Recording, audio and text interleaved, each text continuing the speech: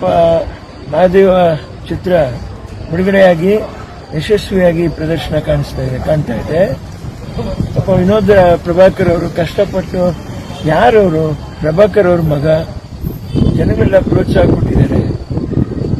ಬೆಳೀತಾ ಇರುವಂತ ವ್ಯಕ್ತಿ ಇವತ್ತು ಅವರು ಬೆಳೆದ ಅವರು ಚೆನ್ನಾಗಿದ್ರೆ ಇಂಡಸ್ಟ್ರಿಗೆ ಅವರು ಒಂದು ಆಸ್ತಿ ಆದಾಗಲ್ವಾ. ನಾವೇ ಬೆಳೆಯಕ್ಕೆ ಬಿಡ್ಬೇಕು ಅವ್ರನ್ನ. ಥಿಯೇಟರ್ಗಳಲ್ಲಿ ಕನ್ನಡ ಚಿತ್ರಕ್ಕೆ ಪ್ರೋತ್ಸಾಹ ಇಲ್ಲ, ಓಡೋ ಚಿತ್ರಗಳನ್ನ ತೆಗೆದುಹಾಕುವಂತ ಪರಿಸ್ಥಿತಿಗಳು ಯಾಕಾಗಬೇಕು.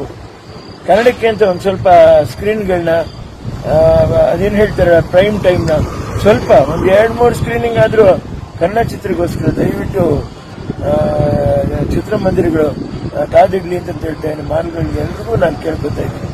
ನೀವು ನಾವು ತಿಂತಾ ಇರೋದು ಕರ್ನಾಟಕದನ್ನ ಎಲ್ಲಾರು ನೀವು ಬೇರೆ ಭಾಷೆನ ಹಾಕೊಳ್ಳಿ, ನಾವು ಬೇಡ ಅಂತ ಹೇಳಿಲ್ಲ. ಆದ್ರೆ ಕನ್ನಡಕ್ಕೆ ಮೊದಲು ಪ್ರಾಮುಖ್ಯತೆ ಕೊಡಿ. ಓಡುವಂತ ಚಿತ್ರ ತೆಗೆದಾಕ್ಬೇಡಿ. ನನ್ನ ಕಾಲದಲ್ಲಿ ಸಿಂಗಲ್ ಸ್ಕ್ರೀನ್ ಥಿಯೇಟರ್ನಲ್ಲಿ ನಾನೇನ್ ಕಷ್ಟ ಅನುಭವಿಸಿದ್ನೋ ನೋವು ಅನುಭವಿಸಿದ್ನೋ ಪಾಪ ವಿನೋದ್ ಪ್ರಭಾಕರ್ ಅವರು ನನಗೆ ಮಾತ್ರ ಎಲ್ಲ ಬೇರೆ ಚಿತ್ರಕ್ಕೂ ಈಗ ಆಗ್ಬಾರ್ದು ಅಂತ ಒದ್ದಾಡ್ತಾ ಇದ್ದಾರೆ. ಪಾಪ ಎಲ್ಲ ಯುವಕರು ಇನ್ನೂ ಎಷ್ಟೋ ಜನ ಮುಂದೆ ಬಂದು ಚೆನ್ನಾಗಾಗುವಂತವ್ರು ಇದ್ದಾರೆ. ಇವತ್ತು ನಾವು ಒಂದೊಂದೇ ಯೋಚನೆ ಮಾಡಿ ನೋಡಿದ್ರೆ ಲೋ ಬಡ್ಜೆಟ್ ಸಿನಿಮಾ ಅಂತ ಹೇಳಿರುವಂತ ಕಾಂತಾರ 300 ಕೋಟಿ ಮಾಡ್ತು. ಹಾಗೆ ವಿನೋದ್ ಪ್ರಭಾಕರ್ ಅವ್ರ ಪಿಕ್ಚರ್ ಕೂಡ ಚೆನ್ನಾಗಿ